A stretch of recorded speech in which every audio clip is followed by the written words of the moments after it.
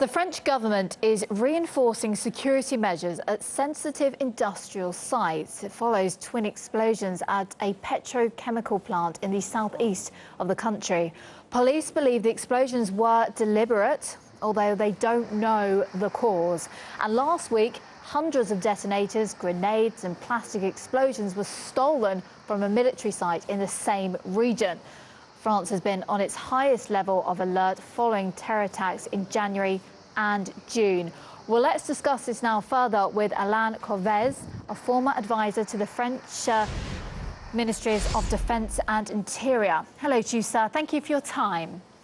So, how do you see the current security situation in France? How concerned are you? Well, I'm very concerned, as most of the French people, I suppose.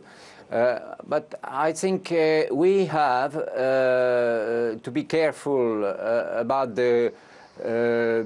we have a legal, judiciary apparatus of laws which allow our secret services to check and to fight against this terrorism.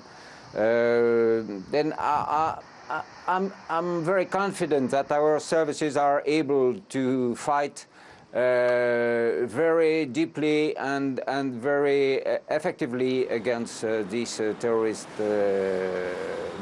threat.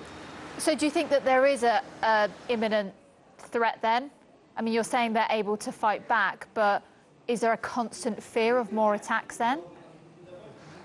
Well, I think we are living in a very dangerous mood and in a very dangerous situation in France and in Europe and in the world, generally speaking, because the Islamist terrorist finds its aims and its strengths in the foreign, in the international relations.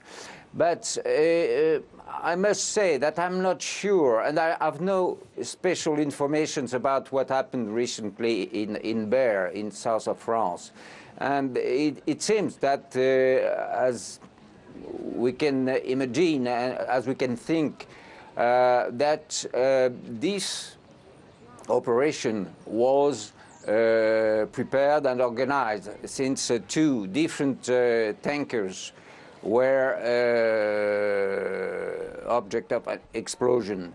But I don't think, for the moment, I have no special information that I said before, but I don't think it's a terrorist attack, of course, but not an Islamic terrorist attack.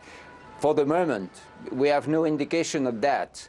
And I think the procedure is going on, and we shall know more later. But for the moment, I would say that it is a terrorist attack, but we cannot say it's an Islamic terrorist attack. For the moment. Of course. But what is causing these attacks, whether they're Islamist or not, these terrorist attacks? What's behind it? Well, there are different reasons. As far as I know, there was a trade union problem in the company which was ruling the site, the factory. Then maybe it's an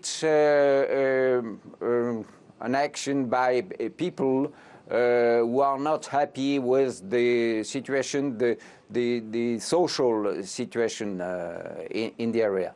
But what about to come foreign back policy? Do you think that's involved? I don't think, for this specific attack in Berre, I don't think it's linked. I don't know, but I don't think it's linked to the foreign policy. For the rest of the terrorist attack, of course, it is linked to the foreign policy. And as you know, we have a very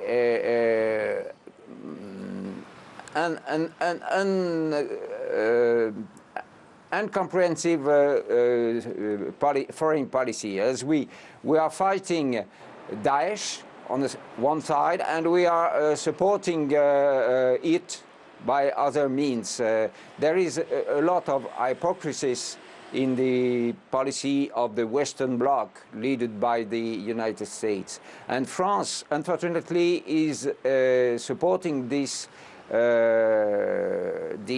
policy. However, yesterday the French president said in an interview with the press that he has asked Iran to help to solve the situation in Syria. This is a very important step forward, because he did not say that. He did not say that before, and that's very important, because there is no solution to the terrorism and to the world terrorism, the Islamist terrorism, without coordination of all the powers which are entitled to do something to fight against this terrorism, and to discuss with Syria, which is the main aim, the main object of this terrorism. And this terrorism find its origin in Syria and in Iraq, of course. OK, sir, thank you very much indeed. We'll leave it there. I appreciate you don't want to speculate and deduce too much as to what's gone on with this specific case, but it's very interesting to talk about the wider implications as well. Thank you very much indeed. That's Alain Corvez, former advisor to the French Ministry of Defence and Ministry of Interior as well. Thank you, sir.